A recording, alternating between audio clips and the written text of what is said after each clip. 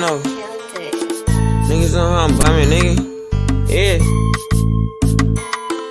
Fuck what a nigga say, I feel like Dre. Man, the game is sick. Suckers wanna play and load my K until that bitch click. Big stick, hanging out the bottom of my 4-5. No lie, if I whip it out, somebody gon' die. Only time you hard is on the gram when you go live. Flexing with a tube but never blam, I'ma blow mine. Won't show mine until it's go time. Nah, you can't hold mine. Yeah, I got the whole mine, I'm on the goal line. And I'm going for 6, watch me up the scope. Caught him at the stove, he was with his hoe. Had to let him know, that's your ass, you don't get it past. You reap what you sow. Why you speaking low? Speak up, boy, you been a hoe. Boy, you been a bitch, get off dick, tryna steal my drip. Look up in the air, you see me, I'm fly as bird shit. Never on no nerd shit, why you on that lame shit? You don't want no smoke, you get smoke with who you hang with. You know what I'm saying? Lame ass niggas talking about they in some gang shit. Nigga, you's a bitch, nigga. Matter of fact, nigga, you's a hoe. Nah, you ain't no hoe, cause hoes get dope. Man, you pussy ass a cat. We fucking live, my niggas. Walk, tell him free to act. You yelling free a rat, you know he told how you sleep with. You yelling free here, right? You know we told how you sleep with that. Heart2Start Fantasy Podcast. We back, JD. What's up, baby? Man, like we never left before, man. Y'all know, man, we took a break. Well, guess what? What a good time to come back. The beginning of the season. It's draft season. Preseason kicked off last week. Some games tonight, some games yesterday. It's in full effect. The injuries is popping up. Everything you could think of under the book this early in the season. We got players who may or may not get suspended. We got all of the above. You know what I'm saying? A little bit of everything. But we back. You know what I'm saying? JD, how you been, man? What's going on, man? You ready for this football shit or what? Man, I can't even catch my motherfucking breath talking right now, man. Shit. You back smoking that? Oh shit, man. It's good to be back. You know what I mean? You know, the Heart2Start. You know, it's fucking draft season. You know, this shit. You know, this will be one of the highlights of our what we do, bruh. It's fucking fuck you. What we got? Who said something? Let's see what we got. DM. Let's shout out the Wood, man. That's the draft season. With that right there, DM. That's disrespect. That's what that is. Just season, know. Bro. That's all somebody call say, you bro. DM is disrespect. You know, when he was like, man, I remember when he was like, man, I don't even know what words you're saying to me right now. I don't know what it sounds disrespectful though. I'm gonna take it if it fits. You know what I'm saying? And then he gonna throw up the deuces. Fuck you. Oh shit. Oh my god. Hey, but we here. Hey, we here, man. You know, we back this year, y'all. We back giving y'all that consistency. You know, we had some things to set up in life. You know what I mean? We didn't do how we wanted to last year, but that's neither here nor there. You know, we'll bring big announcements throughout the year. Got lots of cannabis stuff for y'all to hear about, you know, throughout the year. Y'all can see that's what we've been doing full time is the cannabis, bringing this family business, you know what I'm saying? But we are here for this fantasy football, right? So first, if y'all haven't, go ahead and follow us on that Instagram at Heart2Start Podcast. Instagram going back up. We got dope content coming all year. We got the live draft content coming all year. And we got a lot of special surprises in studio, a lot more in studio episodes this year. But now what we're going to do today, though, is, man, them top 12 running back rankings. I know Wood in here because he want to see how we think, even though he swear, you know, he don't care, right? But, you know, we still going to do – we got Dion, man, first-timer up here, man. Shout out to Dion, man, for having us, you know, being on this thing. Checking us out, see how we do. And when you get a chance, go check some of those old episodes out, even if it's just for 30 seconds, 40 seconds, you know, see how we doing that in studio and what we're doing on a regular, you know, just kicking shit, swallowing spit, man, all day. Yeah, bro. That's right. Now let's get into it though, JD, man. You kick it off, man. The top 12 rankings. Who you got at number one? We're gonna go at number one like that. I got to go JT, the bigger figure. I think, you know, with him having Matty Ice over there, bro, the whole different leadership in the building is just gonna be able to go a whole lot more longer. You know what I mean? You know how you ripping off 5.5 yards per carry, 18 TDs, 40 receptions, bruh. You know what I mean? Fucking his breakaway run rate was 6.9, which was ninth in the league, and his breakaway runs was 23. He had 23 of them, which was first in the league, bruh. I mean, he doing this whole motherfucking thing, bruh. Ain't no way that only person that you can even come close to putting a JT is fucking CMC. And you know that's the real question: who is the one and the two? Fourth and Flex Fantasy Podcast, man. Appreciate you for dropping through, man. Number one, I got JT too, man. I mean, it's like you said, it's kind of hard. Your number one is JT. My number one JT, like you said, 1,800 yards. And, you know, he's a much better pass catcher than they even use him for. And, you know, you bring in Matt Ryan. Historically, he checks down. Not saying that he's going to do that, but historically he does. He's going to be on a much better team. So, you know, taking care of the ball is going to be a lot more important. So I do see a lot of checkdowns in his future with JT. JT's just a bad man. It's the leaders of the new school. You know, at CMC used to always be that number one for the most part, but it's JT until further notice. You know, O-line's still good. You know, only 40 catches, 360, but he can only go up from there. 18 TDs on the ground. He's a true runner with the ability to do both. I mean, it's hard to argue JT. Dynasty formats, all that. Yep. Just like you said, Wood, this year he'll have a lot more catches for sure screen. You got the number one pick, JT.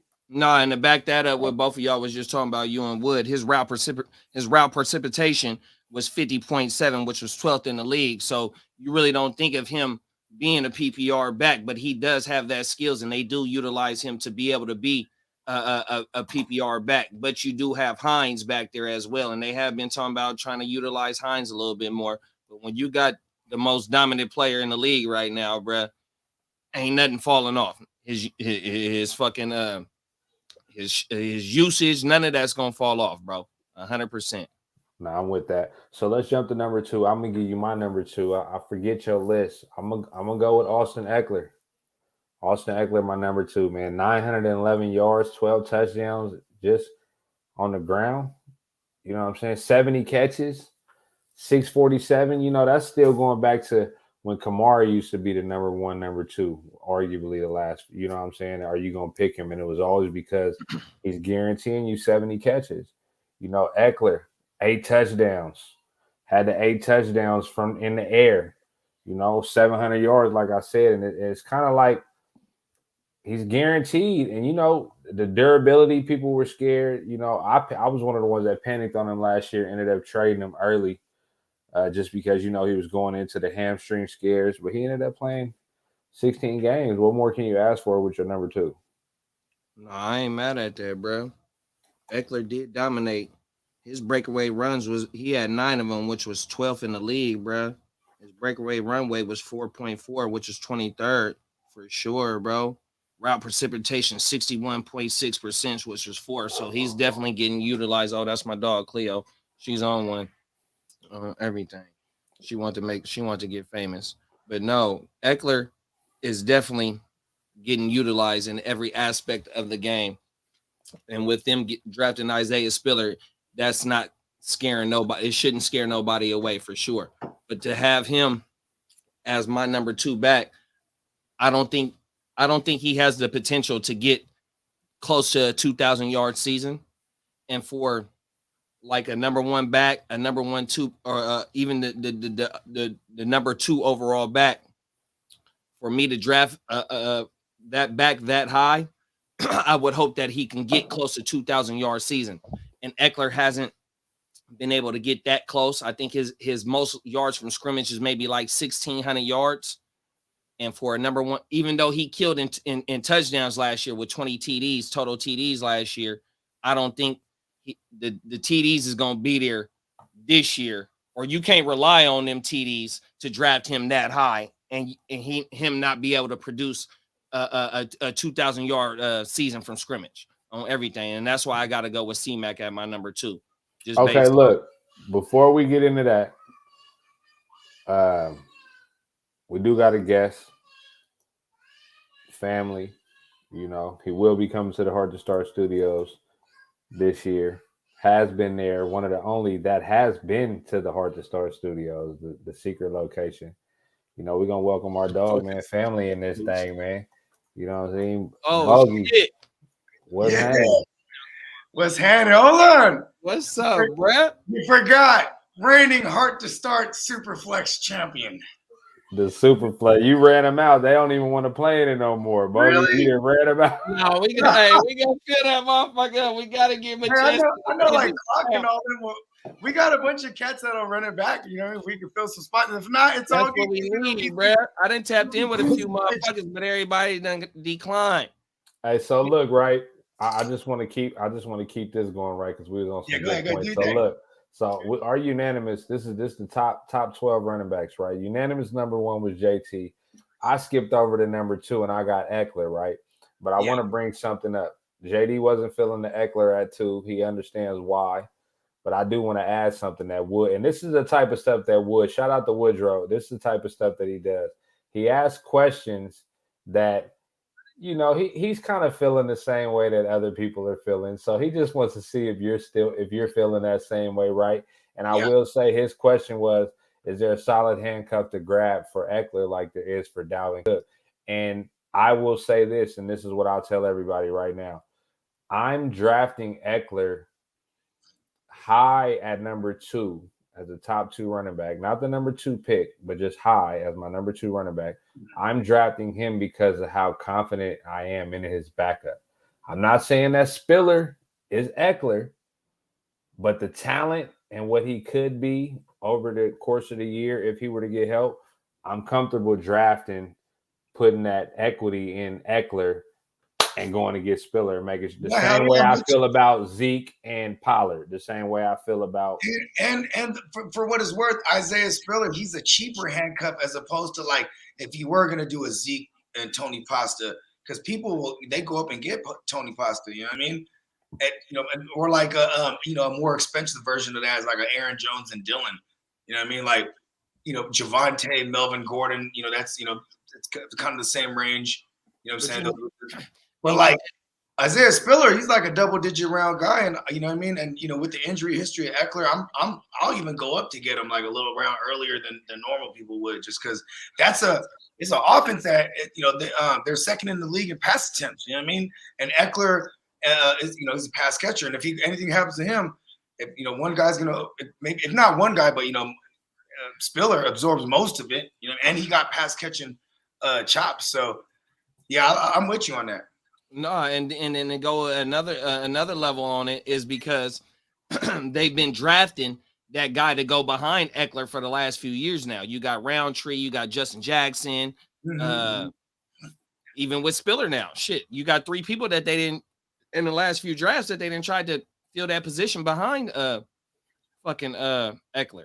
So they want somebody behind them for sure.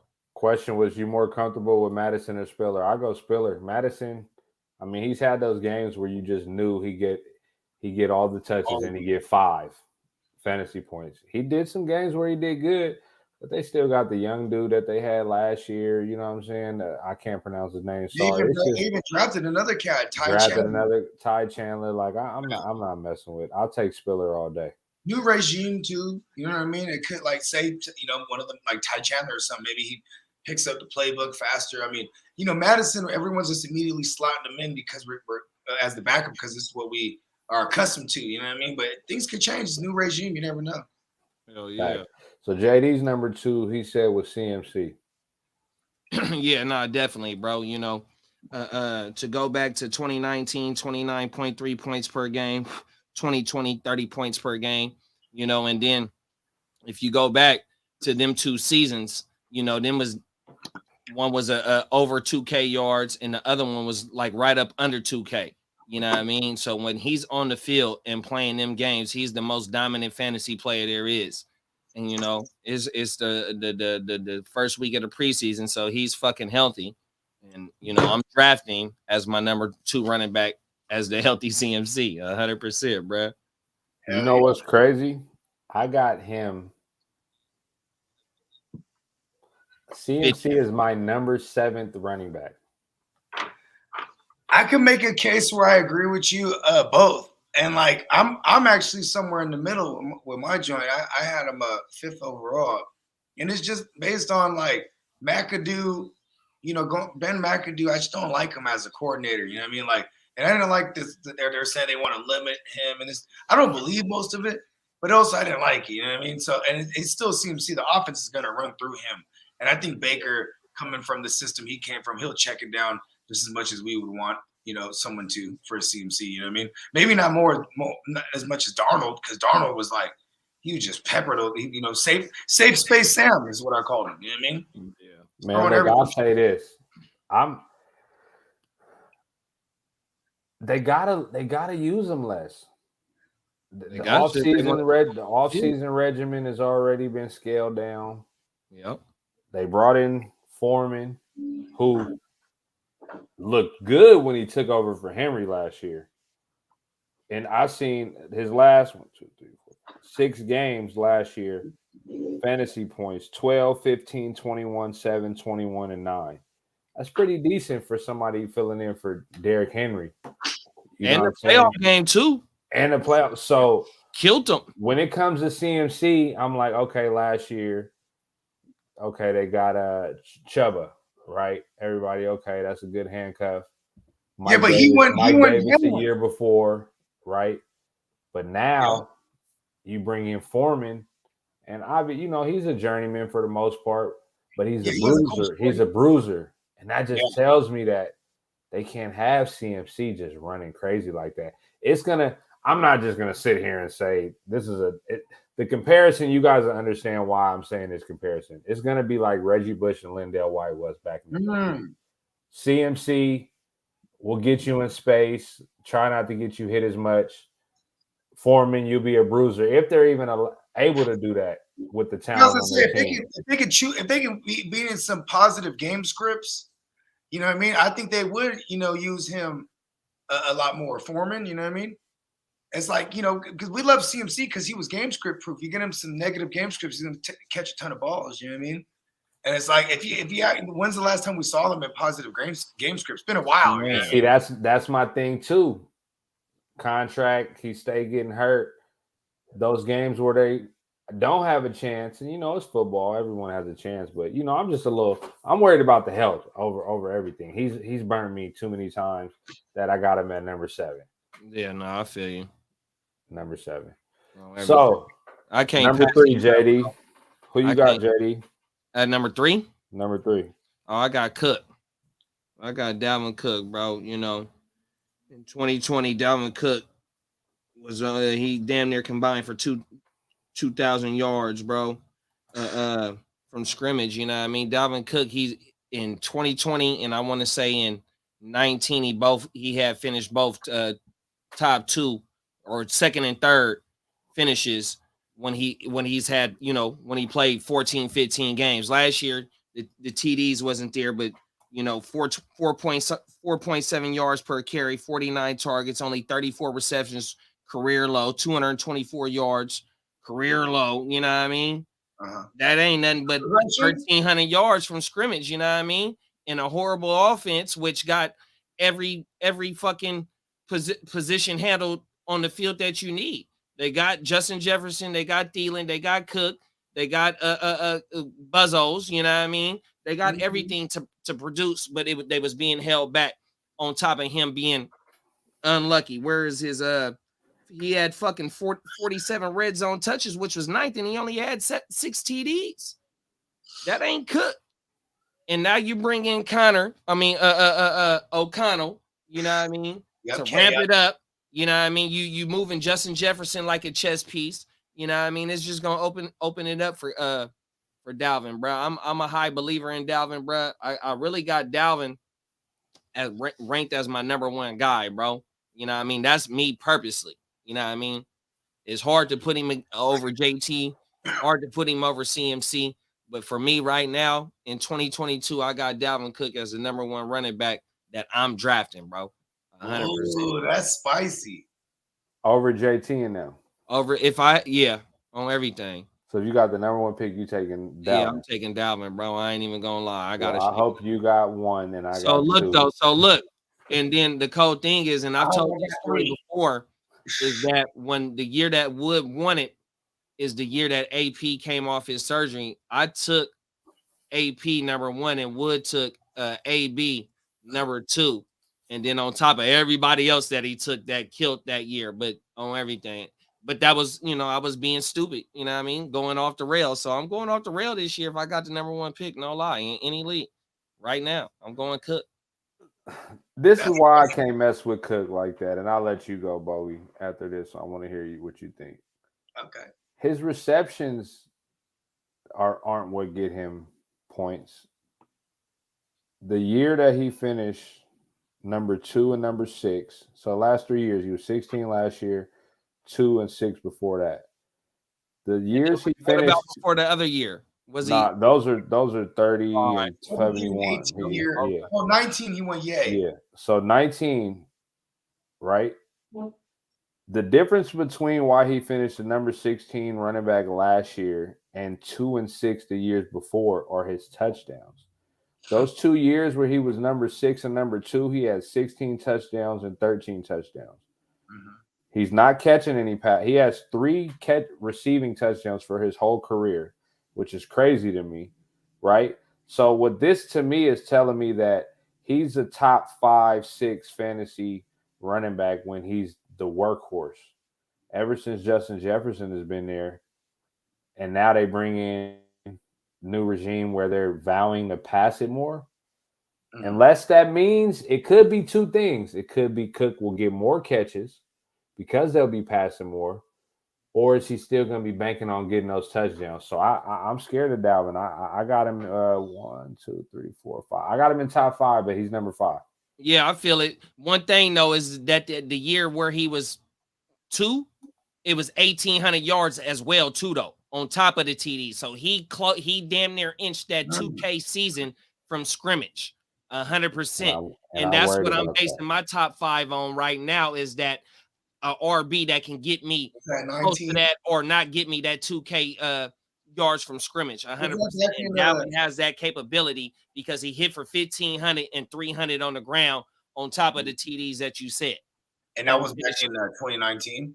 On everything, 100%. So that's why I got Dalvin over Eckler, because he's got a little bit closer to getting to that 2K yard season. I think positive regression is a real thing.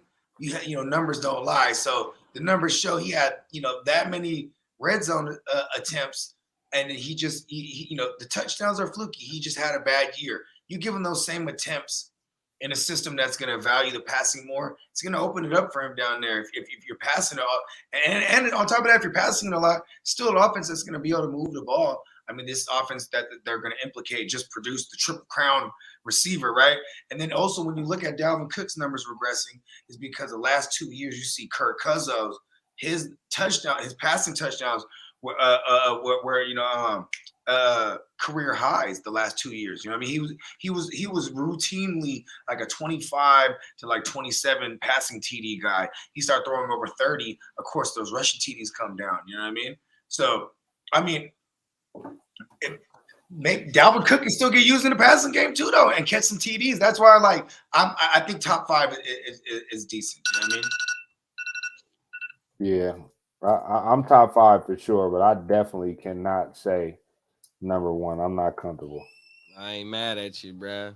I think you might even be able to sell, like, somebody in the right situation. Somebody might be able to sell me on Cook over Harris, even, because I just started thinking like, okay, what about just bottom line better offense? And I think like an offense that's going to pass more, Cook might get used more in the passing game. You could say like Trubisky, he had Tariq Cohen back in Chicago, and he'll throw out the running back. But I don't know, you know what I mean? I don't know that yet, because if the blind's that bad, like it was for Big Ben, and Trubisky don't got that quick release, he might just take off and run too. So there's little checks and balances. But this is why we're on this shit all the time. So I got to. You brought up, so we might as well go into it. You see what my number 3 is, Bo. What that was think? A great segue right here. Okay, listen, I got the script. I didn't get no script for the record. We're just that good. It's that Number family. 3, Oh, Najee Harris. I mean, see, look, this is. Have you ever seen somebody finish in an ugly number 3, top 3? Like Yeah, that shit was ugly. Like it really was. 1,200 yards, 7 touchdowns, 74 catches, 460 receiving, 3 touchdowns. production team And over here. honestly, man, shout out to Beware, man. He beat me in the AOB. He In that literally last he play. beat me on the last play of the game. He almost retired me from fantasy. I was honestly I'm ready actually to glad quit. that you're addressing this right now. I'm Because actually ready to quit. I was couldn't ready talk to to you quit. about no fantasy, but it was so serious. That was like a knockout blow. It was so serious. I went anyway. Not Najee Harris, my number 3. I mean, because look, you like Big Ben. I mean, could it have got worse than Big Ben and how he was the last 2 years? Right? You know, is it going to be Mason Rudolph? Is it going to be Mitch Trubisky? We know it's not going to be Pickett. So to me, it don't get worse than Big Ben. I mean, I'm starting to get Luigi too because I ate some. That's why I was taking a little longer. I was like, let's see. I was about to take an edible too, but I think I got to go do Throw it some in work the tank. after Come on. this. Okay. It's a Friday. Now Najee, I got number 3. I got Najee at number 3. I got him over. You know, my top 3 so far is JT, Eckler, and Najee. I got to go with him. Like I said, 1,200 yards, 7 TDs, and it was ugly. Those catches are going to be there. Even if he gets 60 catches, you could lock him in for a top 5 I'll finish. look him for 50, and I'm still happy. You know, am I worried about the sophomore slump, you know, already banged up at practice? Not really. I mean, things happen, but my biggest thing with him too is like, if it's a top 3 for me, I like to look at what's the safe pick. I know his workload is there and he got shitty people behind him, right? I mean, what else can you ask for? Najee, now, am I taking him as the number 3 back? No, I'll take Justin Jefferson over him when we're talking about wide receivers in that order. I'll take some receivers over him. In my mind, I think it's the shrooms kicking in. Cooper Kupp, Justin Jefferson. I'll take them over him. But as my number 3, where they're going to finish at the end of the year, I'll go with Najee at number 3. See, that's what I was about to ask too. Like that you know, that's an important question. Like, as running backs are really valued because it's a position scarcity compared to receivers. But still, at the end of the day, there's this top 6 like elite receivers, and it's like, would you put that? They feel like they're less risky than the running backs because this position is so volatile because they're getting banged around. You know what I mean? Absolutely. No, hey, but one thing about Najee's in his defense though, bro, 1,200 yards. He only had 3.9 yards per carry, which was, you know, you was just talking about the shitty line, but yet they knew that Big Ben couldn't get the motherfucker, you know what I mean, where it needed to be when it needed to be 100%, you know what I mean? So 7 TDs, but the boy had 94 targets though. With Trubisky or the boy Pickett, whoever it may be, you know what I mean? They still gonna get the ball to Najee, so his targets ain't gonna go nowhere. You know what I mean? 94 targets, 74 receptions on 467 yards. He had damn near 1,700 yards from scrimmage as a rookie, bro. That's not going nowhere, bro. 100%. It might even get better. You know what I mean? Fucking his breakaway runs, he had 12 of them, which was 8th in the league.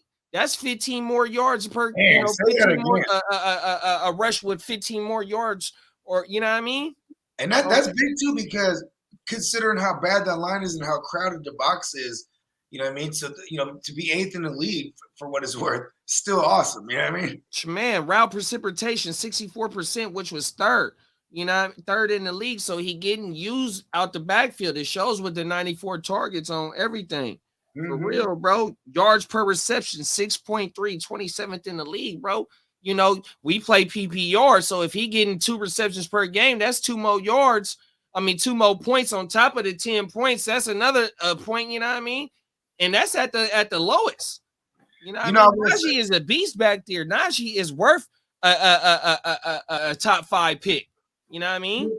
Here's what I'll say too. We've seen Trubisky in an RPO, and you know, when they got the zone runs, they're about you know, this is what they run. They just, instead of handing the ball off with Big Ben, throwing it short was kind of like them running through the air. So if you consider that, you know, consider that, they run the ball a ton then, right? Like Yeah, all that's the time. what they called him. Sometimes they called him motherfucking sideway passes and short passes, extension of the run game. Exactly. So it's Right. like, and it's all Najee. So to make a case for Najee, you know what I'm saying? Like, because a lot of people, there's a community out there that they're putting him up number one. You know what I mean? They don't give a fuck about the changes and like that. So it's like, if I was to make a case for that, like, okay, well, it is, you got Brian Flores coming in there. You know, you bring in guys like Miles Jack, Larry Ogunjobi. So it's like this defense, like the holes that they had, like in the run game, because they were like 31 and 32 against the run. So it's like, if you could, if Brian Flores, you know what I'm saying, and Mike T, bro, they're gonna make this defense go yay, and like that's just gonna go hand in hand with the run game. You know what I mean? And you know, Trubisky isn't Big Ben, so they're just gonna want long, lengthy, extended drives, win games, lower scoring, and that's all gonna be on the back of Najee, because you know what I'm saying, and the defense. So that's how. And like I said, if they're scoring, winning games lower scoring, it could be just like, yo, because they punching it in all the time and they're just playing defense. You know what I mean? Like, and if you got a good defense, short fields. And what did Brian Flores have with the Dolphins? The longest takeaway streak in history, right? Yeah. How many games did they go? 28, 29 straight games with a takeaway. Yo, he's about to take that to the Steelers. We're about to see a bunch of short fields for Najee, bunch of greasy plunges into the end zone. You know what I mean? And shout out to the Yay. Shout out to the Yay. You know what I mean? That's Chalupa by Boopie's boy. He come from where he come from, or on the other side, some old shit like that. I heard him say it. Yeah, he from Antioch or something. He from where so you ain't mad at me at number 3 with Najee, but you don't got him. You're lower than people got him at 1 and 2. So you're more recent. And the cold thing is though, bro, where you got him at number 3. Motherfuckers ain't gonna take him like that. But I'm not gonna take him there too. But he gonna produce like that though, bro. That's the thing. You know what I mean? I agree. He's gonna get the value. We're gonna take. You just said wasn't nobody behind him. Who's threatening him? So look, let's jump to another workhorse. I want to go while we on these workhorse type backs. I'm gonna go to JD's number 4, which is Derrick Henry. Yeah. King Henry coming out for the foot injury. What is it? A Liz 8 Frank? games, 9. No, it wasn't a Liz Frank. He missed about 9 games. Okay. He played 8. He played 8 games. Good. Henry, can I tell you what he did in the 8 games that he did? Tell me, this shit is crazy. Let's talk about what he did in the 8 games that he played, though. First of all, in the 8 games that he played, he outscored JT 100% by 3 points per game. He was putting up 24 points per game. JT was putting up 20. JT finished with 21 points per game. 100%. He damn near hit a thou wow in 8 games. Excuse me. 9 breakaway runs, which was 12th in the league. His breakaway runway was 4.1, which is 25th in the league. You know what I mean? 937 yards, 4.3 per carry. He was on pace to hit the 2K right there, bro. And we don't see him doing no damage in the passing game. He was off the 2K. He was pacing all. He was on pace for the 2K, bro. We could pace him out. 16 game schedule, 17 game schedule for 2K. 2K. Shout out to all my hoopers on the game. Hey, look at his back in 19 numbers before when they had no, actually even how he finished out 2018. And the reason I said is because he didn't have a threat like an AJ Brown that was respectable. So he ran through the highest percentage of stacked boxes, and he was still top 3 in percentage of stacked boxes throughout that first the beginning of last year before he got hurt. But then what's crazy about it is they was using him in the passing game, bro. Like he was getting peppered. And maybe it was because AJ Brown was gone, but that's why I'm bringing this up, because AJ Brown is gone. You know what I mean? Oh, and I fuck with Treylon Burks. I like the kid, but it's still a New England-esque system. Very like militant, right? You got Vrabel. He's like, yo, you're gonna have to earn it, kid. He got to run with the 2s and 3s. So it's like, even like I'm just saying, like they're gonna. Henry's going to be the whole offense. Like the way like we see CMC, we should start viewing Henry like that. Like, especially at his age, they have no quarrels of just running him to the ground till he's dead, bro.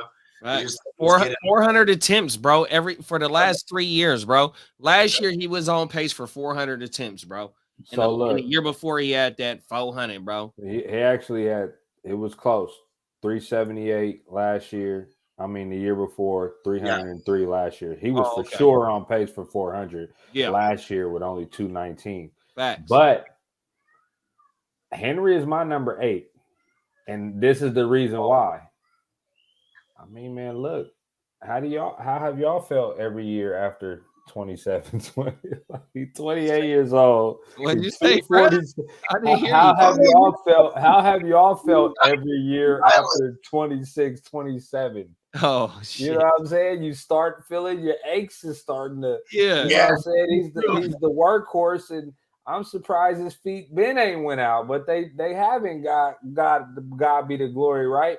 But my point, the reason I'm saying this is his best finishes number 3 and number 5. Number 3, he had 2,000 yards, 17 TDs. So we getting over them 15 plus TDs, 2,000 yards. We know he ain't getting 2,000 yards again. Maybe whatever. I'm not just gonna say never, but I'm not willing to bank my season. Little face. I'm not willing to bank my season on a 28-year-old, 247-pound beast who's been doing his thing and been carrying the load. I don't believe in they backup like now. Mind you, their backup is serviceable. Yeah, he's formidable. He's serviceable. Yeah, he's like a foreman. Do what they need to do. But when I look at, I'm going with Father Time. Not the only person you can include in Father Time is obviously the GOAT Brady. But I'm look, all my top players is the leaders of the theme of my running backs is leaders of the new school. You know what I'm saying? We going to the young, that's the rap group, bro. The leaders of the new, I know leaders of the new school is kind of how my top. All of them. But I'm just shitting on Henry. You know what I'm saying? I'm just shitting on Henry. I hate to bank it on injuries, but now mind you, where Henry is going, number 6 to 10 in drafts. I'll take a choice. I'll take a chance on that for sure. But I'd rather have a Eckler, a Najee, where Eckler's situation, like we said, I like the backup. Najee situation, I love the workload and nobody behind him. So I got Henry back there at number 8. You know what I'm saying? And that's how I'm going. But I'll jump into my number 4, and I'm gonna go with Joe Mixon. Get the fuck out of here. I was hating on Mixon last year because I had him as a rookie. I always been a Mixon fan. He's always done good for me when I got him, but I wasn't willing to pay the price that everybody was paying last year. This year's the same. I don't think I'll take him. He was kind of cheap last year compared to what he was before, but it was just a lot of other players I'd rather had. I just wasn't convinced. But Mixon, 1,200 yards, 13 TDs, 42 catches, 314 yards. But the difference to me is he wasn't playing third down a lot. They was trying to get Perrine. They had the Geo experiment before he came. They grabbed Chris Evans. And everything is pointing to, look, he's a workhorse getting the ball. So I see him more as a 3-down back this year. And, last year, I mean, he was a number 4. So to me, it's not far-fetched to say he can finish in that number 4 range. Bro, he might even throw a touchdown pass in the Super Bowl. I like Mixon. The Bengals have arrived. It's their division. Hey, look, and just to double back on how you said him being used as a 3-down back, his route precipitation was 53.6, which was 5th in the league, dog.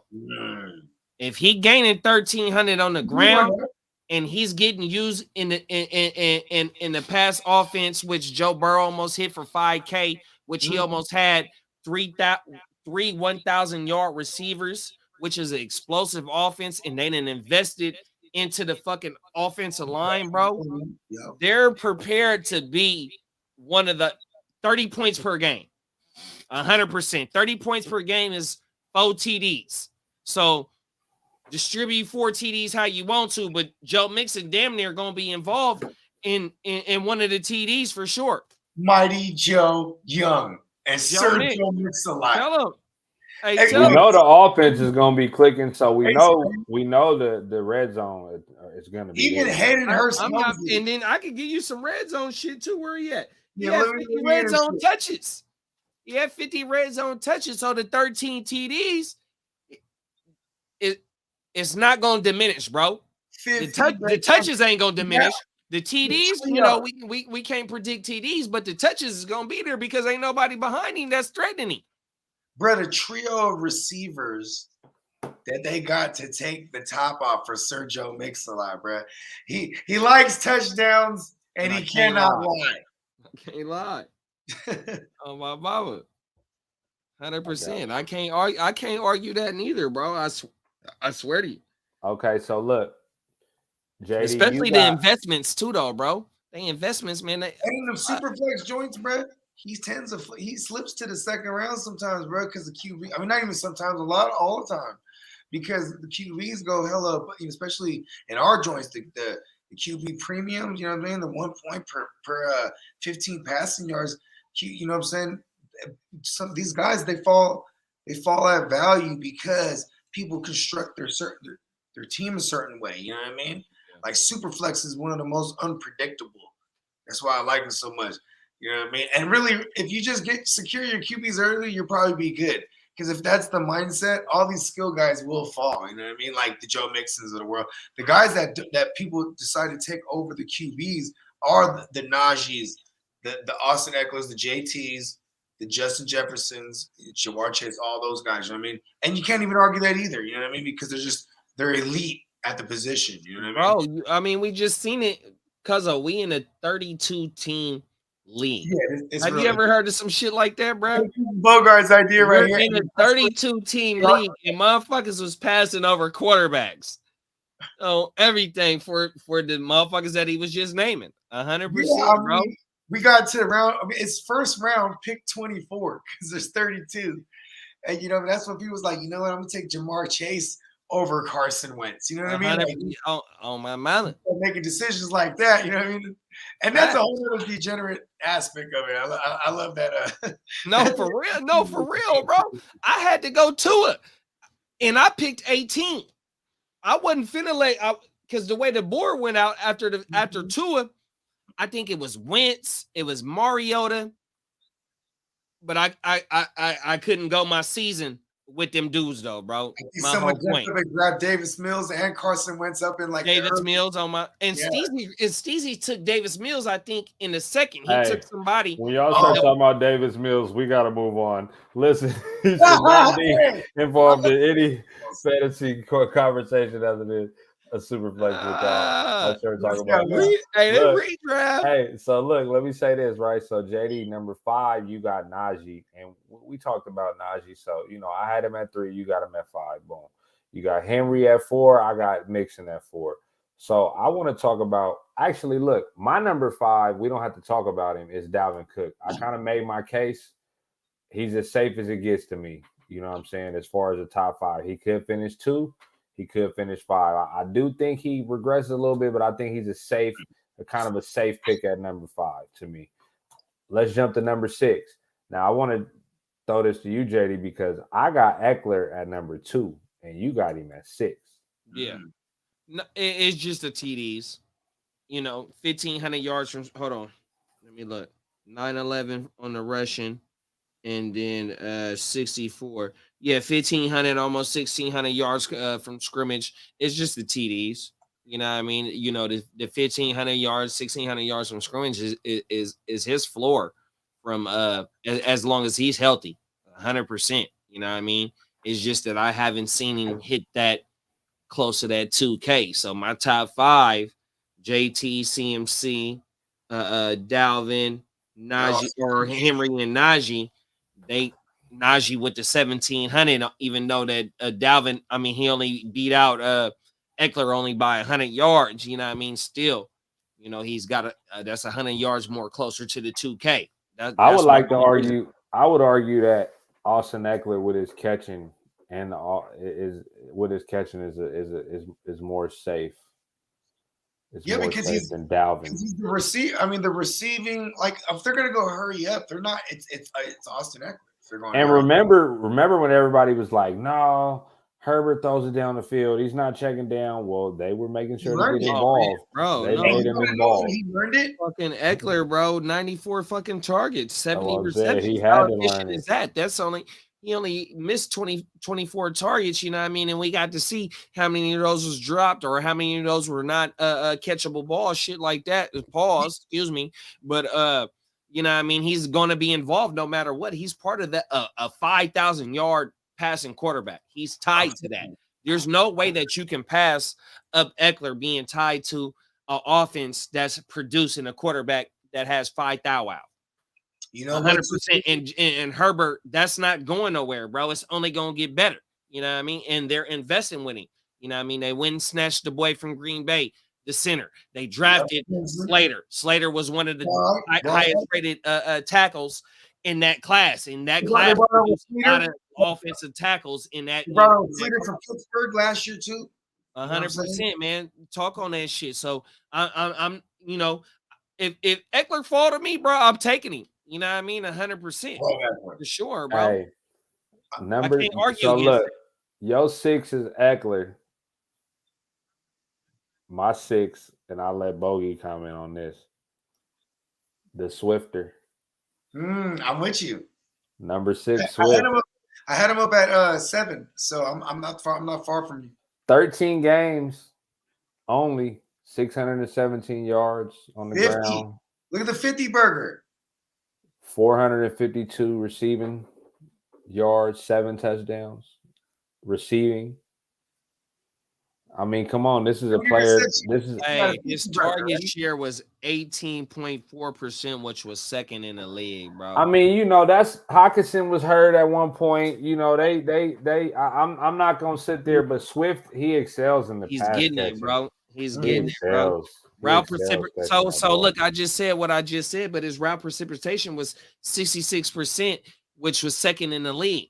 So if you add that, what he doing on the ground, and we watch it, I don't know if everybody catch Hard Knocks or not, but you know, the boy Deuce Staley was like, man, Swifty, you better get him.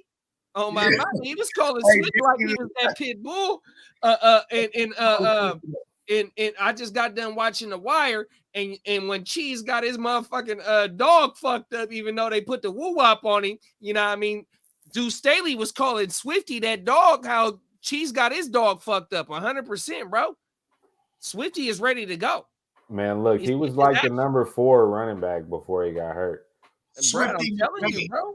Hey, what are the I got this joint. It's another super flex league. It's a $200 buy-in, and we're going into year 4. And it's the same. This is what the SBI was modeled after, like the format. And but this motherfucker, last year, I'm in the 5th round of a super flex, and I've reluctantly take DeAndre Swift. I'm like, it was out of 21 leagues last year. It was the only share I had of him. And he did me wrong at one point, but he got me a bunch of good, you know, he contributed well. You know what I'm saying? I ended up winning that league. You know, I made like 7 trades though, but it was funny because nobody never wanted to let me throw in Swift. You know what I'm saying? Be like, yo, what's up? Like, stop offering Swift. You know what I mean? And now this year, you know what I'm saying? There's a whole community of people that they on Swift. You know what I'm saying? But also, it's not driving him up high enough to fucking up his value. You know what I mean? Because he still bears the stank of being in a Detroit Lions jersey. You know what I mean? But you know what's crazy? The Lions are going to be battling this year. They played hard last year with. They covered hella spreads last year. They're going to be. I mean, I don't believe in golf, but they're going to play hard this year. Bro, they was one of the top teams that were in 7 points or less games, bro. One possession games, bro. And then Swift had 8 breakaway runs, which was 17th in the league, bro. And he missed 3 games. He's going at the beginning of the second. And then round. the whole thing is he had 78 targets on 62 receptions. That's a floor for him. Okay, listen, I want to point that out. I want to point this out. If I was to knock him at all, right, I'd say it's because I don't know shit about this new offensive coordinator. Hopefully he just bites Anthony Lynn, because Anthony Lynn's the guy who drafted Austin Eckler when they were in San Diego. You know what I mean? Like he loves to throw at the running backs. and multiple running backs will eat in the passing game. That's Anthony Lynn. Listen, he's a weapon. Yeah, so he took that from I mean, Anthony Lynn going all the way back to his time in New York Jets. You know what I mean? Even if he's just a running back coach, they produce top five, not top five. They produced RB1 fantasy backs, bro. So like, it didn't surprise me that Swift was doing that thing. They get rid of Anthony Lynn now. He goes to the Niners, which we love for Mitchell and them, because then that's it. Like I said, he produces RB1s in fantasy. You know what I mean? Just religiously, he does this.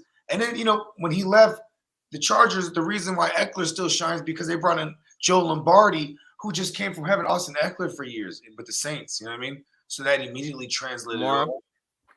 Yeah. So Next. you're right. I'm fucking with Swift. I mean, he's going at the top. He's going at the beginning of the second round. So ultimately, you know, you have to kind of make the decision. Are you taking a Swift over somebody like Diggs or Deeb? Or let's keep it at running backs. And I'll just go with JD's number 7, Aaron Jones. One more thing about Swift, though, bro. They played yesterday. Swift was getting action already. Yeah, he was getting action, bro. Him Touchdown and Joe, already. bro. I'm not shying away from Swift 100%, bro. You know what I mean? Swift. And that line, they got Decker, they got Sewell, they got. This is one of the best lines on paper. We just haven't seen it. Paper as in like, you know, what I'm saying the talent they got, bro. We just haven't seen the plan yet. And Amon-Ra was looking good with Goff yesterday too, bro. And once we get into these receivers, you know, and you know, on the playmakers, we didn't deep dive. But Amon-Ra was looking good yesterday too, bro. I swear to you. This is what I'm gonna say too, though. This is why Swift gets an edge over somebody like Aaron Jones, or even CMC to me. Ooh, that's spicy. We talked about even over CMC. We talked about how CMC, they're not gonna. We worried about the usage, right? Blowout. CMC's not catching those balls, but guess who is? Swift. If they're up in the game, guess who's running the ball? Swift's still getting touches. So to me, Swift being as young as he is, still on that rookie contract, he's getting the ball no matter the situation. Blowout, close game. Players like Henry ain't going to be in a blowout catching the ball. Players like CMC, usage. You know what I'm saying? So I'm taking Swift. Give me Swift. That'll make me do something like go grab a receiver in the middle round and hope Swift come back around, or you know what I'm saying, maybe even grab a Kelsey at the late first, because I know I could probably get Swift, who's first round talent. I'm not mad at that too. You know what I'm saying? Just shit like that. But I want to jump into your number 7 because I don't even have Aaron Jones in my top 12. That's crazy. Look at his numbers with no Devontae Adams. If you look at the games, just specifically the games in this system with Matt LaFleur, those games without Devontae Adams, and we have a pretty hefty sample size for 3 seasons. So, right? Aaron Jones eats crazy. I remember the first time I brought you all on Playmakers, it was like the Gimme Money episode. Like, you know, it was like Aaron Jones or Miles Sanders, and it was like whoever you fuck with, be like, you know, Aaron Jones give me money. And I remember I was crazy because I wasn't off Aaron Jones, but I was thinking like, yo, he's gonna regress too much. You know what I mean? I was like, Aaron Rodgers had like one of the worst years, you know, like it was like an average year for him in 2019. So going into 2020, I was like, yo, you know what I mean? He's about to show everybody, like, because now it's the second year in this system, and he's like one of the best QBs, and he was MVP. But what was regression from 19 tugs? What's regression? 12, 9? And I think he had 9. So it was like, you know, it ended up being like still like above league average. You know what I mean? So I don't. And then now you look at the, you know, no Devontae Adams, 169 vacated targets. A lot of that's going to roll over. I love that for him for sure. Yeah. Catches are going. But I love Aaron. I love AJ Dillon. Like a whole lot. I love Dillon too, bro. I swear to you, I love Dillon. So come on. That's why I can't do it. Yeah. No, well, so the reason why I got him there is because last year they both had over 170 carries and they both damn near had over 800 yards on the ground. You know what I mean? Jones has 799, 4.7 per touch, 4 TD, 65 targets, and 52 receptions. You know what I mean? The 160 vacated targets, that's where he gonna eat at. So if he eating 800 on the ground, which he already did with AJ back there looking like AJ, you know what I mean? And if they can if I'm they can not produce both 800-yard running backs, which damn near they probably both can see 1,000 on the ground together, but you got AJ. I mean, we got Aaron Jones, who's already, we know that he can do what he can do in the splits without Devontae in the receiving game, which his points per game shoot the fuck up when Devontae ain't playing. That's why he had number 7, bro. And then here's the thing too, is like Aaron Jones in these drafts, he does come at a value because his injury history is baked into his draft capital. You know what I'm saying? So we like that because he, you got to be prepared for him to not play a full season for you. It happens, with Aaron Jones. It's And just then what it is, you know what I mean? even with Devontae there last year, his fucking target share was 12.9%, what was 10th in the league coming out the backfield with Yep. Devontae there. And Devontae target share is in the low 30s. In the low 30s, it's put him in the top 3 target share in the league, bro. So with Devontae gone and Aaron Jones already being where he's at coming at the backfield, is definitely finna go up. Where do you have Aaron Jones at? Oh, I got him at 7, bro. Okay. I got him at 7. He got CMC at 7, so it's like a nice little contrast there because it's both similar situations, right?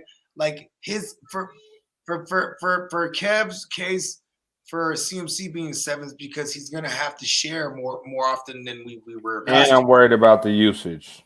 Right. I'm worried about the usage. And then you got Aaron Jones there too because you have it built in that he's gonna share with Dylan. But like those numbers show that he's gonna get worked in the passing game. Like, and Dylan too. Dylan's coming off a 34 reception. He's probably saw like maybe 5 to 8% of the target market share. 12%. I think it goes up for like to maybe 15 just for Aaron Jones, bro. Like maybe even higher than that. That would be crazy if he gets up around like 18%. 20%, that's like better than a lot of WR2s. Facts, bro. It is. And just to argue just the Dylan point is that you're getting Dylan a few rounds later. That's the only thing. You're getting a part of that offense, a big part of that offense, a few rounds later. But you bank, if you taking Aaron Jones, you banking on I think it was the 19 season where he had the 16 TDs and 1,700 yards combined. You know what I mean? That's what you banking on taking Aaron Jones at right now at this number 7 RB. Yeah, it was 16. I think I said 19 earlier. Yeah, it was 16 rushing. It was something like that, bro. On my man. He had a few receiving. That's what it was. But it's 16 rushing. That's even the fact that like, okay, look, I like both AJ. I'm going on a limb here. I'll have both of them and start both of them. No, definitely. I would too, because you could definitely. AJ is Dylan is a fucking flex play right off the rip. He's your he's your RB2 right now, bro.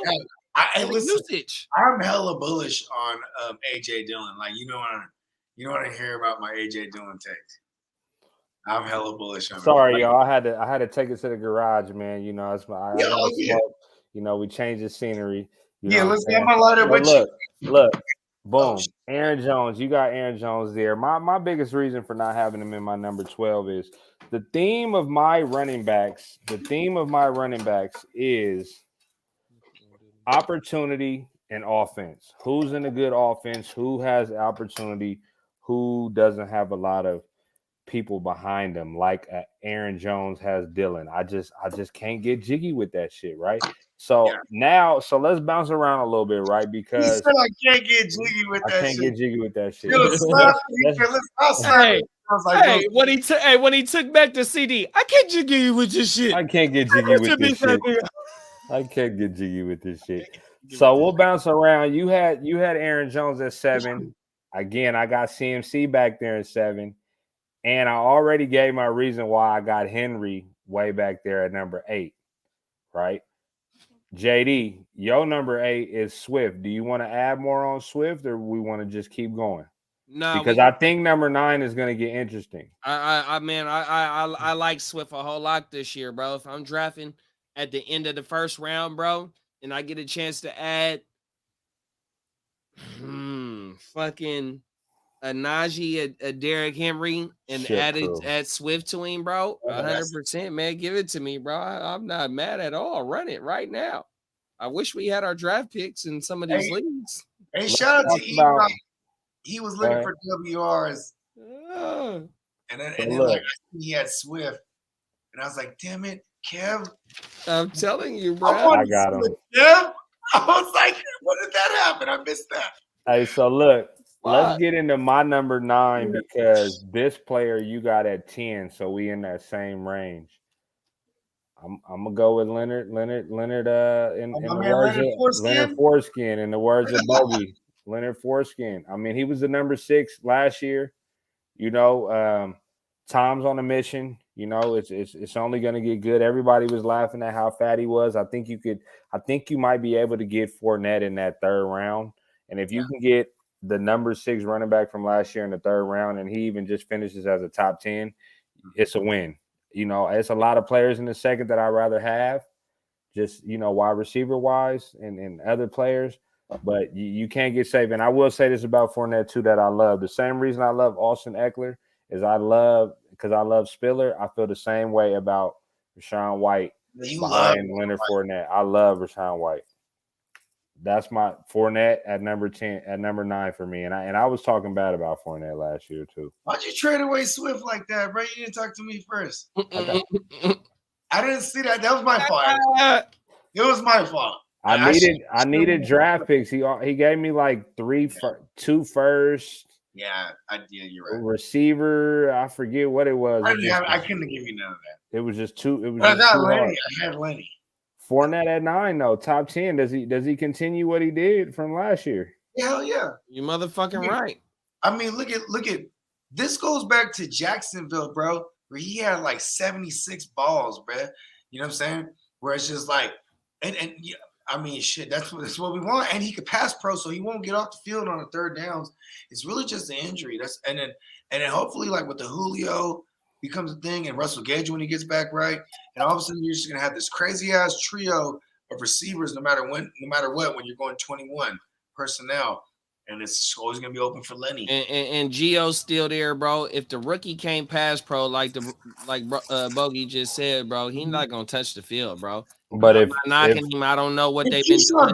He'll touch the field. He'll touch the field. They got him lining up everywhere. But it's gonna be but Leonard Fournette is gonna be a 65-35 or no, it would have to be an injury. But yeah, I'm comfortable.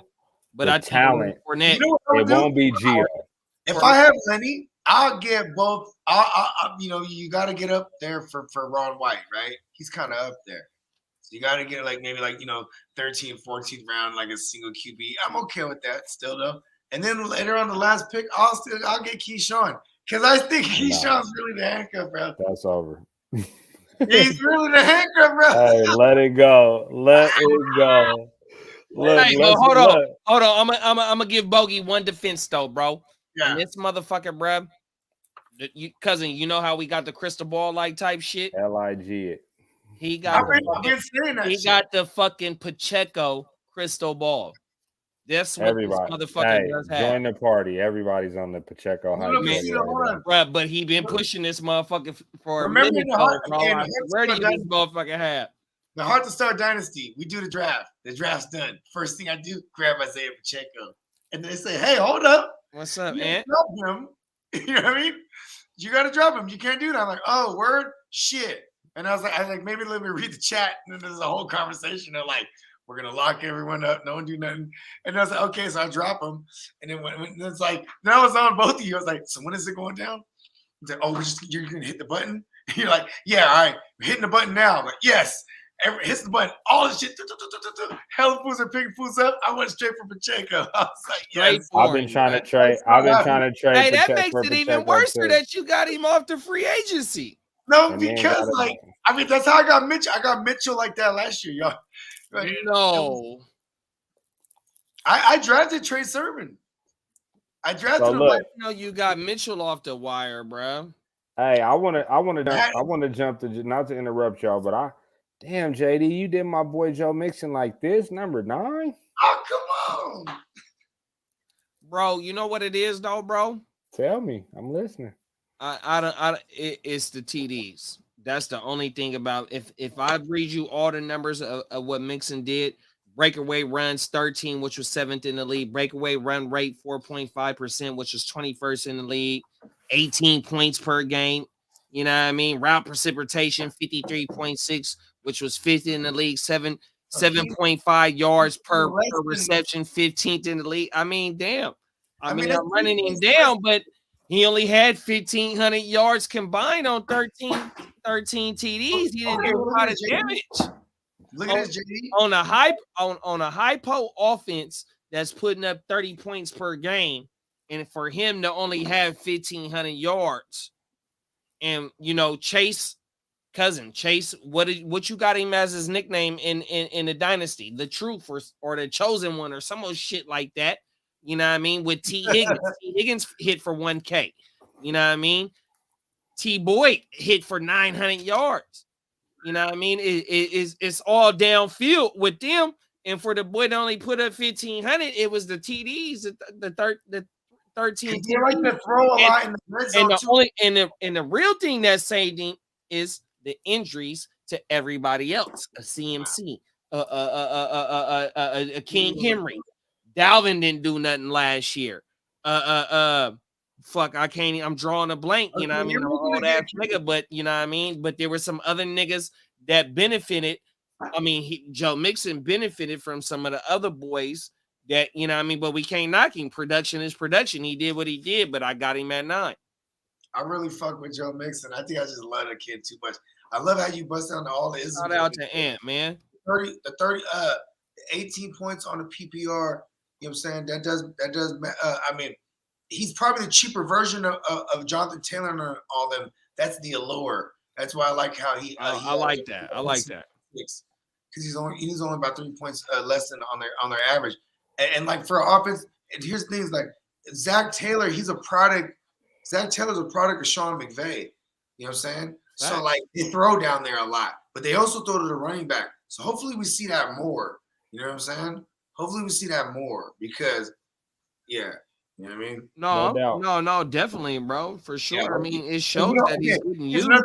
2019, because I'm like a coordinator chaser. I'm like one of those like injury lawyers that like chases the ambulance. You know what I mean? Ambulance chasers, but you got to though, bro. I chase coordinators around, bro. And like bro, it showed with the hiring in Miami that like what you just said. Who was the hiree in Miami?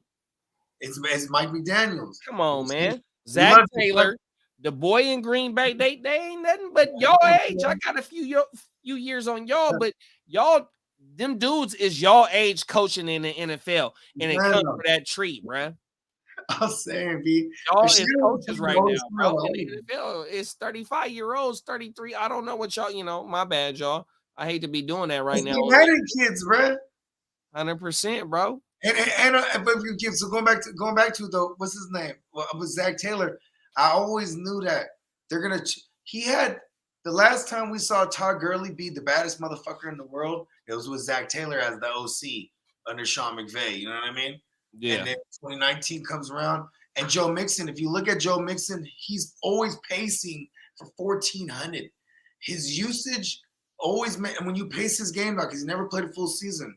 Right? When you pace his games out, going all the way back to 17, 18, 19, you pace those games out, he's always going to be around 1,400 all purpose, right? And then 19 comes around, he's pacing up to 1,400 rushing. What was his shit again you said this year? Say that again, bro. What was his shit this year rushing?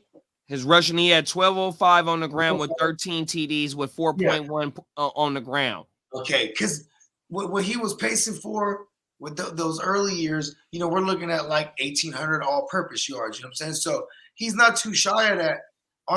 It's really the health thing. Like I said, though, I might love Joe Mixon too much. He's like new Le'Veon Bell because that's his favorite running back. Right. That's why he goes with little So band. And look, they all come as from we- Joe Mixon is part of that tree we was talking about Najee. They all about that shit all- though, bro. Mixon is the safest to sure. be. Are you taking him in the first round? No. At the 12, at the 12, the 112 or Yeah, the I mean, 1, yeah, it's the same shit. 112. All right, look, right. Let's jump into number 10. Because I'm a stand. Put up Anthony shit real fast though, bro. Let's answer that. Oh, okay. Yeah, shout out to Anthony. I don't see a question. It says I like Herbert to get more action. Dearness Johnson is a good backup to keep on the under. Yeah, he's talking about, And that's part of the cream hunt. So, Cuzzo, y'all was just talking about cream hunt in the chat. Getting shipped off. I like Herbert for sure. I'm not fucking with Montgomery. He's not in my top 12. He's not in there. I'm staying away from him because they're gonna use Herbert too, for sure. And that's what I said. That's like my theme. A lot of this is who don't have a lot of people behind them, who don't have a threat, who has the workload, and who's maybe catching bit. Those are my criteria right now. That's my theme, right? So look, I want to go to number 10 for me, and this is gonna shock some people. Cam Akers. Oh, I'm gonna go Cam Akers now. I'm not willing to reach high for him, but his value seems pretty good right now, 4th, 5th round. Run it. They want Darrell Henderson, when he was healthy, he was for sure giving you 15 plus points and 20s.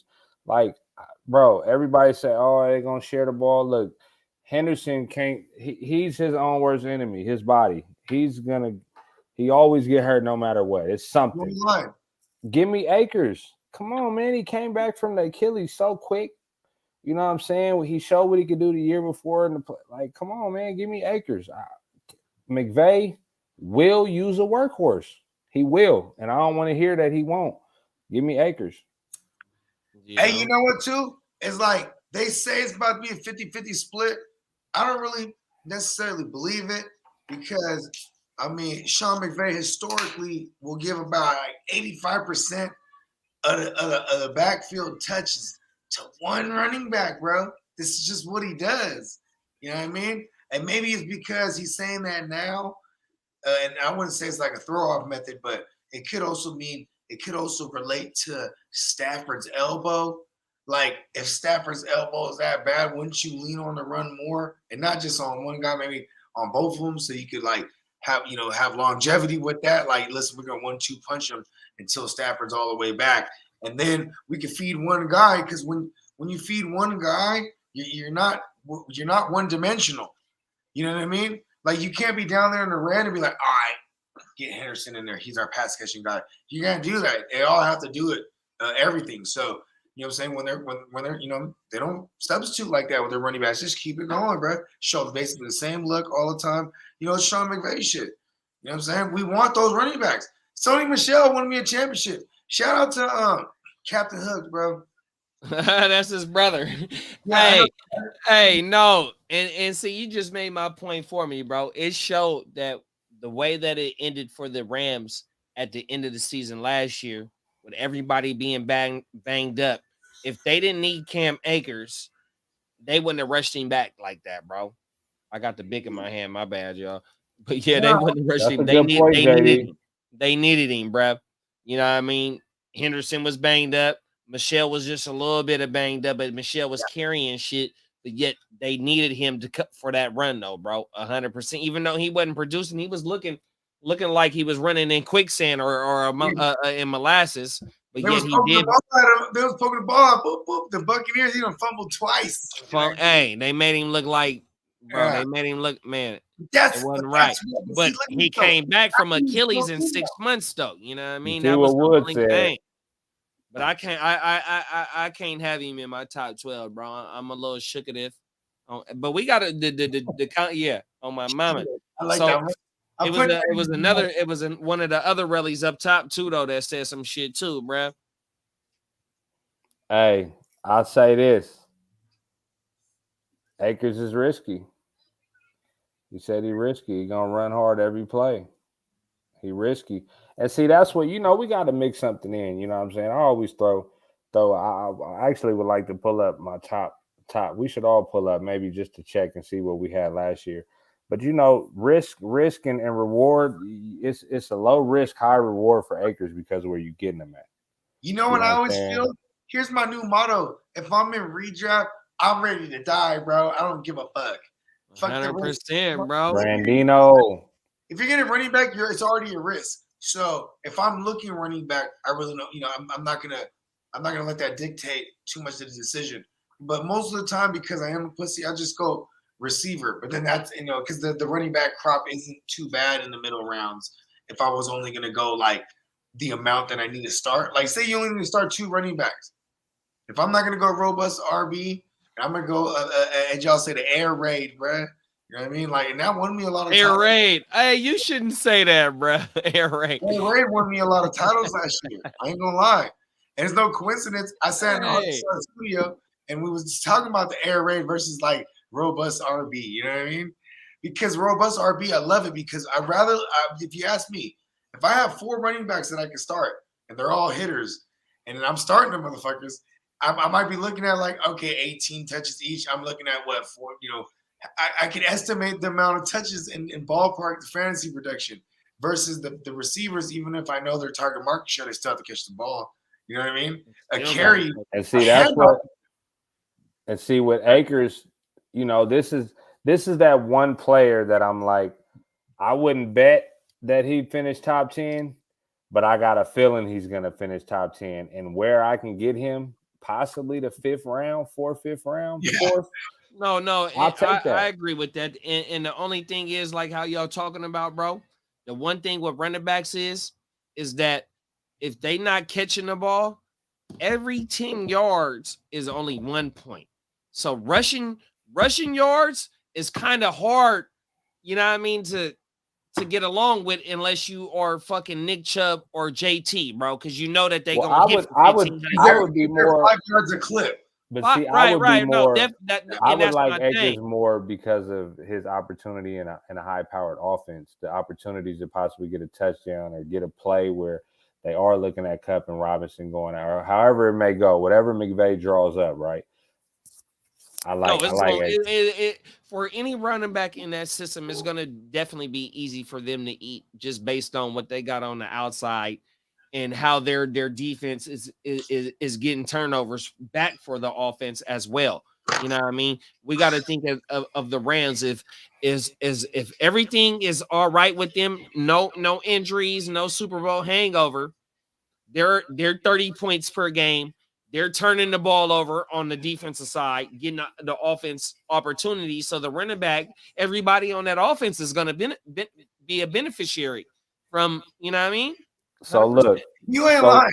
Nah, and that's why, like I said, high risk, high reward is why I got him in my top 10. So look, with the number 10, you got Fournette. We talked about Fournette already, right? So I want to go to your number 11 because I know this is a guy that you kind of stand by. You had before he probably let you down last year. Number 11, who, when we talk about value, this is a guy that pops up. Barkley. Saquon, bro. Did y'all see what he was looking like last night? 2.7 yards, 2.7 yards a carry. Out the backfield. The way that he ran that out route right there, caught 5 yards on that motherfucker, bro. Saquon healthy. If bro, you look to his rookie year, 18. He might have a Najee year, bro. You know what's crazy to me? Bro, I struggle with this. And honestly, I kind of just wanted to, get the spark talking when I threw Akers in there. Like I said, it's value. But that's the same way I feel about Barkley with the value is what you can get. But I struggle with him because his team is weak. Like Jones is weak. Like we know he's not going to be able to run and get those yards like that. I know he can catch the mob. James Robinson, wasn't he on a shitty team? No, but look though. But they drafted Tony last year. They drafted Wan'Dale Robinson. They grabbed Robinson, who Tony and Robinson is getting plays out the backfield. I'm not willing to agree and bank that Barkley is going to have a full workload because they're not going to win with just giving him the ball. For one, his durability, and for two, their line ain't. I mean, they've improved from last year, but come on, Daniel Jones is still who's the backup? Like it's not gonna be pretty over there. I'm not scared of Barkley. I look Barkley this year to me is last year. He's this year's Joe Mixon. Like we've known, and the difference between him and Joe Mixon going into Joe Mixon going into last year is that like we've already seen a 2,000-yard combined season from, or yeah, we saw that right from Saquon. Like 1900. 19 something. Damn, it was man. like 1900 with like 10 plus TDs. He almost joined the club. The fucking 2K. The 2K, the Thou Wow. And like I'm just saying, like, and he almost repeated it the second season too, and he got hurt. He was on pace for it, just like Henry was on pace for it last year. Yeah, and I'm just saying, like, I think for someone like a Saquon, the where we're drafting them, the risk is already it mitigates the risk where we're drafting. You know what I mean? I agree with that. I agree with that for sure. And then my thing with Saquon too, though, Cuzzo, like how you said, with the factors of right now, of him having Danny Dimes, Rondale, Kadarius. But look, if we go back to his rookie season and his sophomore season, his rookie season, he was playing with a healthy Odell, I think. You know what I mean? Even though he was playing with a healthy Odell, it wasn't a high-powered offense, and he still almost hit for 2K. Sophomore season, he hit for a Thou Wow before he got hurt, which was in the second half of the season, which, it was hurt, but he was on pace for the production that he hit for his rookie season. You know what I mean? Oh, excuse me. So my thing is just with Saquon, is that we've seen the production, but yet he's been hurt, kind of like what Dalvin has done. Dalvin had got hurt, and we hadn't seen the production, but when Dalvin got healthy, we seen the production. These motherfuckers, they getting hurt. He ain't had no Achilles or nothing like that. If we compare him and Dalvin was on a better team. I just don't believe in the Giants. It ain't got nothing to do with Barkley, but he's for sure worth the risk because you're getting him at the end of the second, and you're going to get a good player. What about James Robinson? I like what you said with that because a bad motherfucker on a bad Eli. He played with Eli. He's never been on a high-powered team, so he's produced on a bum-ass team. You can't say on a rookie contract what shit about working. Not working. Shout out to the motherfuckers in the Twitch too, bruh. Oh my mama, bruh. Yeah, shout out to Twitch. Twitch, give me money. Twitch, give me money, man. 100%, bruh. You really. No, my bad. You're in the Matrix. You got a question right there. What y'all think about Julio? Julio Jones? Shit, bro. I think he makes me like really happy for my Brady shares. Whoa. They get to use Julio in sub packages. They don't need him out there like that. If Godwin was already on the practice field this week, you know what I mean? Even if Godwin misses the first 4 games, especially if they don't have Godwin on the pup, what makes him miss the first 6, you know what I mean? They're deep enough at the receiver position to where they don't have to rely on Julio, bro. Even though that Mike Evans, a little gimpy right now with hamstrings. Mike Evans has done with hamstrings already, but last 3 years, double digits TDs, almost close to 1,000 yards for the last 3 years. You know what I mean? Julio's going to be used to where they going to bring him in for the end of the season run, 100%, bro, right now. So, yeah, grabbing at the end of your drafts or on your dynasties, stash his ass, bro. 100%. I think, to me, I'm gonna be real. I think Julio is a DFS play, and he's like, damn, bro, get the fuck out of here. Hold on, I think he's like a 3rd wide receiver in 3 wide receiver leagues. You know what I mean? Because most DFS plays are a bunch of guys that are cheaper. Julio will be cheap in DFS. You get what I'm saying? Like, Julio's never going to be priced up as much as all the other motherfuckers. I'm telling you, because it's going to be hard to predict. That's why I just like having Brady And I'm okay with having Fournette. I'm talking about redraft specifically, right? I'd rather just have Brady and get it all. You know what I mean? Versus like, you know what I mean? Who am I gonna have? Mike Evans, Godwin, or you know what I mean? It's like, are we gonna do it by value base? Shout out, Would be Julio. Julio's probably goes the latest out of all of them. So, you know what I'm saying? And shout like, out to JJ, man. JJ Jetta, stop, man. Look, man, I got faith in Saquon this year too. Where you getting him? JJ Dobbins, I'm not sure. I'm not sure right there. yeah, I'm still a Dobbins little is. nervous. Let's not pretend that we weren't worried about Saquon last year because he was coming off the ACL the year prior. This is JK this year. He's coming off an ACL. And Cam, bro. That's why JK Well, and Cam is in the but same boat as me, bro. Cam, we've seen Cam though already in the mix though. You know what I mean? But I mean, in the Week 17 game and the playoff games, it didn't look good for Cam. It No, didn't look good. And you could also say too is that the team did him a solid because if he got like one game in the regular season, he would get money for his his rookie. No, definitely. But we needed that game more than they did. So you know what I mean. Hey, when we start talking about Cam Newton, it's time to move on. No, we was talking about Cam Akers, bro. We weren't talking about Cam Newton, bro. I heard Cam. I was having technical difficulties. Hey, shout out to whatever his podcast is, Funky something, bro. Hey, look, you got 11. You got Barkley at 11, right? I want to talk about my 11th, and this is somebody who finished a surprise number 5 last year. But I'm tying my running backs in my rankings to workload, who's behind them, and the team, the offense, right? So I'm gonna go with number 11 being James Conner. I don't like where he's value.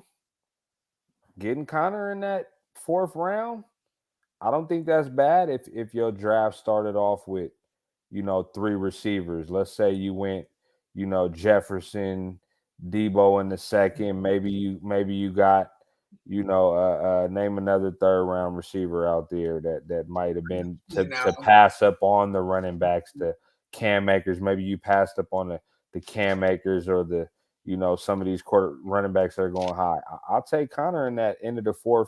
You might be having the 5th coming up that you can get somebody. If he's my 2nd best running back or my 1st with 3 wide receivers, I'm not all the way mad because I'm not worried about Eno Benjamin. Hey, no, I ain't gonna argue that. When you just said that statement right there, I'm not mad at that. You ready for this? Because he got an ill handcuff too, though. That's dummy cheap, like for free. Waiver wire shit, double barrel. But yeah. But my only thing with Conner is though, bro. His yards from scrimmage was only a K. You know what I mean? And he had hold on. He had 18 fucking TDs. 11-27 from scrimmage, 17.2 fantasy points per game. So basically his thing was he was eating at the right time. The boy that went to Miami, he was in and out the league. In and out the lineup a whole lot. And them 18 TDs is what shot his ass. But again, this is a team, a nice offense. We know Kyler's moving it down the field, and he's getting put in the perfect position. And they know he can score. Like he's punching it in. Connor's gonna punch it in, and you know that. And then another thing was 39 targets on 37 receptions.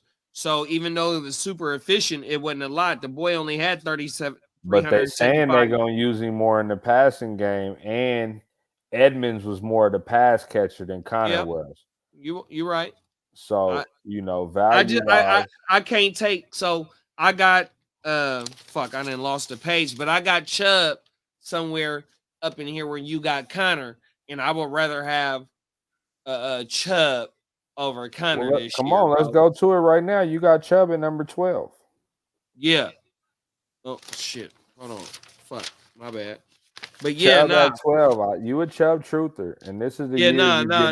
Definitely, because he having 5.5 yards per carry, which was 2nd in the league, and that was his second career highest. You know what I mean? 5.6 was his career highest. So he touched on that.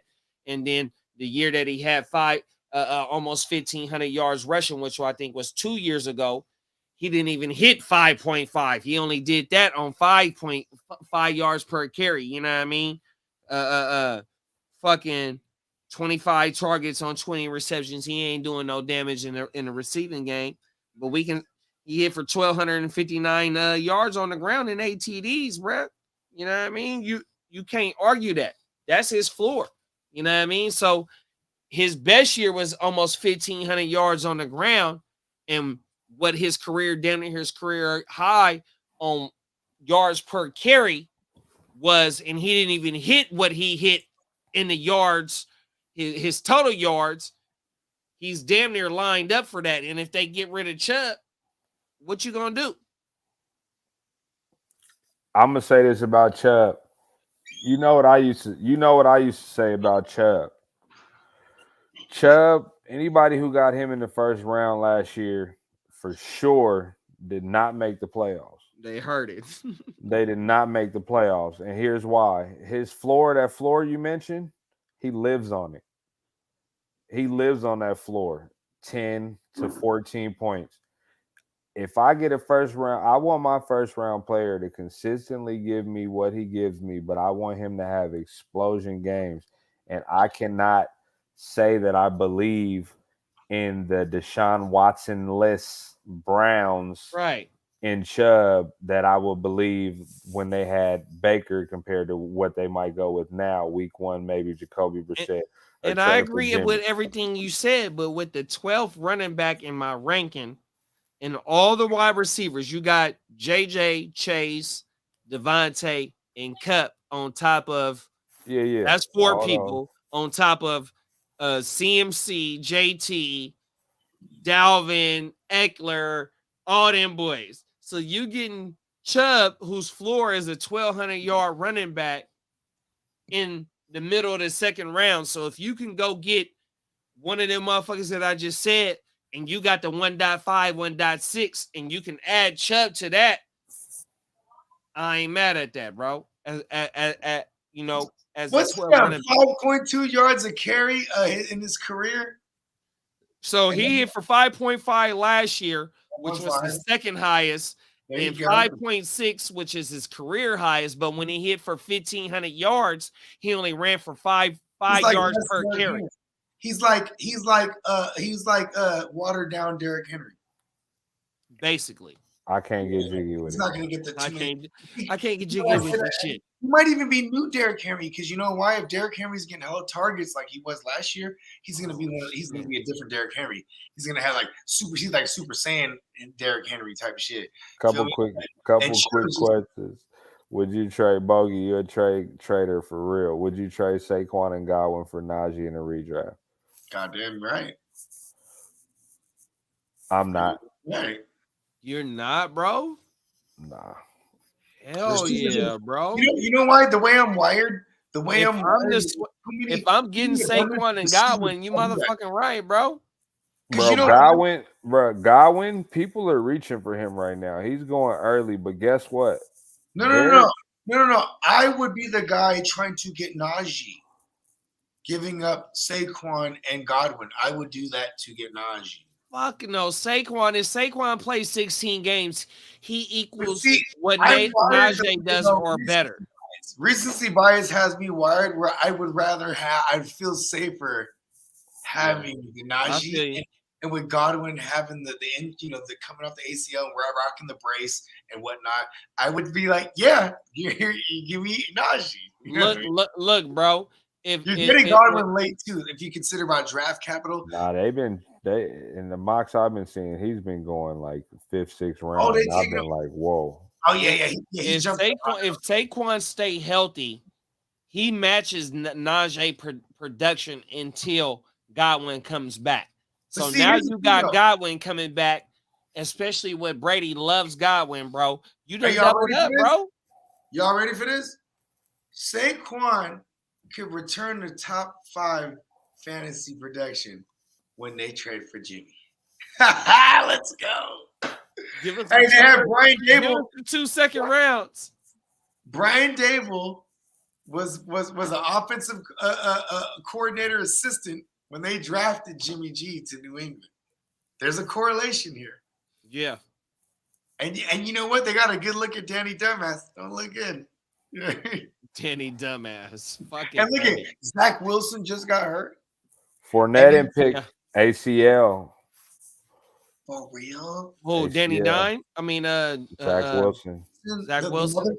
They're about to trade for Garoppolo. Oh yeah. Hey, redraft Fournette and Pickens for Ayuk and Dillon. Who wins? I'm taking Ayuk and Dillon. No, I'm gonna take Fournette and Pickens. I'm gonna take Fournette and Pickens, not because I think Pickens is gonna be anything. He has a hip pointer right now. Not because I think Pickens is gonna have anything, but I think you said who has a hip pointer? Deontay Johnson has a hip pointer right now, and he got a bag.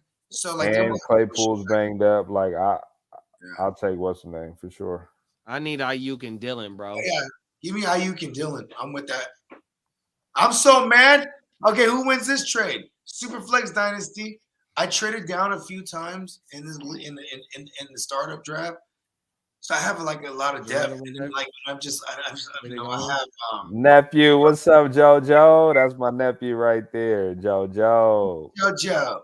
I see you, nephew. Is JoJo young? Is he a young boy? Is he a young man? Young boy. He's a youngin', man. About first grade, man. First grade. So look, this the last, right? This the last of the night right here, right? We're gonna go with my number 12, which is Zeke. Again, JD, you might like this one because Zeke's not in your 12, but my number 12 is Zeke, and that's because again, my theme is powered offenses, opportunities. The only box he doesn't check is who's behind him, which is Pollard, which is why I have him as number 12. He was number 7 last year. Zeke was number 7 last year. But on a points per game basis, he was boo-boo. I had Zeke last year. But look who he was better than.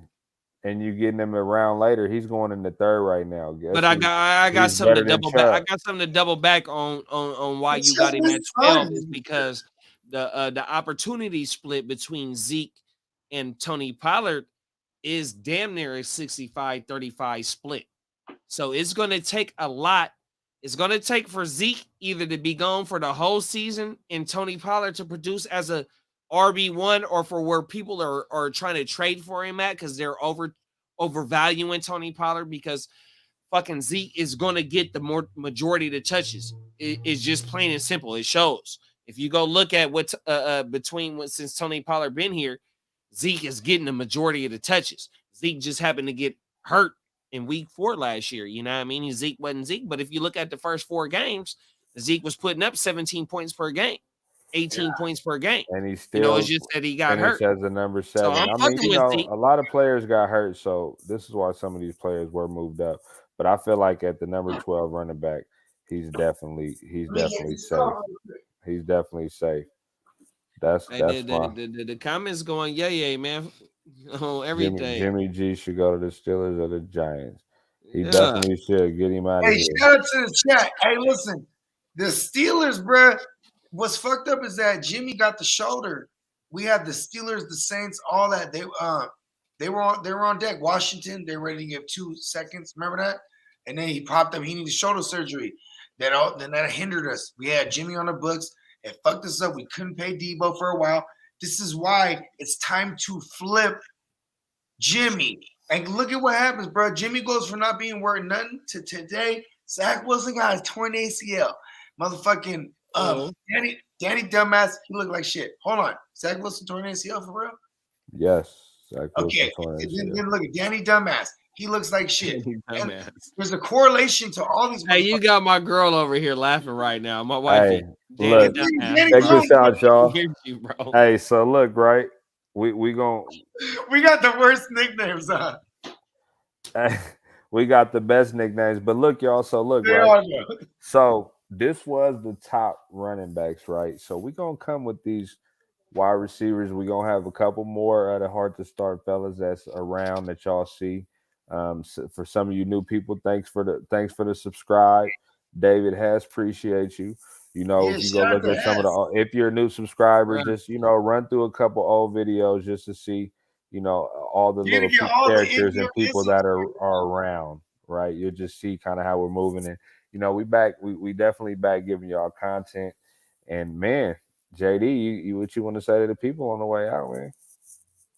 Fucking tomorrow, man. Fucking Have 9 the a.m. playmakers. 9 a.m. the GMM network, man. We doing the playmakers, man. 100%. We Yeah. eating Captain Crunch. We got you know, you got you know, when you go to the bowl to go grab the cereal and you got Big Worm in your motherfucking cabinet. That's what we doing tomorrow, man. 9 a.m. on the GMM network, man. 100%, bro. We kicking back. We eating cereal. We blowing big. You know what I mean? We're just Watching gonna be cartoons, reacting. bro. Talking about fantasy shit, but We're gonna be you know, reacting in the motherfucker to all this preseason action so far.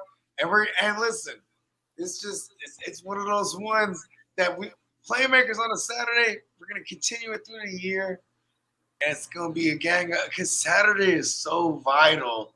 When you have a week worth of information, and we smack y'all upside the head with like these tough decisions type shit. So you know what I mean. Until then, we're having all kind of fun concept shows like usual. Right now, we're doing we're just gonna overreact to everything because I'm ready to overreact. I like the Lance thing. Hey, I want to. Hey, y'all, Jocelyn, JC season. All right, Jason, look. yeah. I just wanted to throw this out there because I've seen this and throw it out there. Good trade. Robert Woods and Zeke for Kamara. Give me Robert Woods and Zeke for Kamara. We don't know if Kamara going to be suspended, even if he's not. Oh, well, Robert Woods is in a situation where he's going to be the one, probably in a better situation than he's ever been. How old is Alvin Had more Kamara? talent. 27? Give me 27. Zeke. Okay. In the last 6 seasons, there hasn't been a top 5 running back finisher, a finisher at the running back position in PPR that was 27 years old. Wow. So, like, if we're drafting these guys in those ranges, you know, just note that for like we're CMC, we're good because he's 26, right? But I'm just saying, like, history shows that when they're 27, they get on decline. That's why Aaron Jones has it built into his ranking, correct? Because he's 27. So look at that. So even Kevin kind of has that in there. It's built in there that okay, you know what I'm saying? Because the age is there's too much history that shows. 9, man. You know what I mean? Look, if you look at all the 20, you know, it's Dalvin Cook's birthday yesterday. He just turned 27. Ooh, trade him in Dynasty. You got to get out of there. Hey, y'all. Hey, Anthony, that's Stag High School right there, bruh. That's right. Stag High School. Shout out to the 209 right there. That's Shout my out to the cousin. 209. Hey, So his brother played for the Patriots right now, and he's at motherfucking where is cousin at? State. Iowa State on my mama. So his brother played for the Patriots, and then he's at Iowa State right now. They both out of Stag High School, Anthony. State. On my mama. Oh, you said I don't know Iowa. Okay. On my mama. Shout out to Ant. Shout out to Jace. Shout out to it was a couple other motherfuckers that jumped up in here, man, and fucked with us, bro. Man, this shit crazy, bro. We coming back hard, man. We gonna probably get the give y'all fuck out of here, early dog. this week. Top wide receivers, man. We coming back. Y'all fuck with us, man. Heart2Start Fantasy Podcast. Check that in 9 a.m. tomorrow, man. The playmakers, man. Y'all go to the GMM network. Oh, wait, one more thing too, though, bro. If we get the production right, our shit in a couple of weeks, hey, we coming. We might hard, have y'all. a little something for y'all, bro. Hey, on the road, bro. For the new people in the chat, we're gonna send y'all with the intro on the outro so y'all can see how we get down every year drafting at a live location. Get the fuck out of here. Saying no. Niggas know how I'm bumming, nigga. Yeah. Fuck what a nigga say, I feel like Dre. Man, the game is thick. Suckers wanna play and low marquee until that bitch click. Big stick, hanging out the bottom of my 4-5. No lie, if I whip it out, somebody gon' die. Only time you hard is on the gram when you go live. Flexing with a tube but never blam, I'ma blow mine. Won't show mine until it's go time. Nah, you can't hold mine. Yeah, I got the whole mine, I'm on the goal line. And I'm going for 6, watch me up the scope. Caught him at the stove, he was with his hoe. Had to let him know, that's your ass, you don't get it past. You reap what you sow. so. Why you speaking low? Speak up. Boy, you been a hoe. Boy, you been a bitch. Get off dick, tryna steal my drip. Look up in the air, you see me, I'm fly as bird shit. Never on no nerd shit. Why you on that lame shit? You don't want no smoke, you get smoke with who you hang with. You know what I'm saying? Lame ass niggas talking about they on some gang shit. Nigga, you's a bitch, nigga. Matter of fact, nigga, you's a hoe. Nah, you ain't no hoe, cause hoes get dope. Man, that pussy ass a cat. We fucking live, my niggas.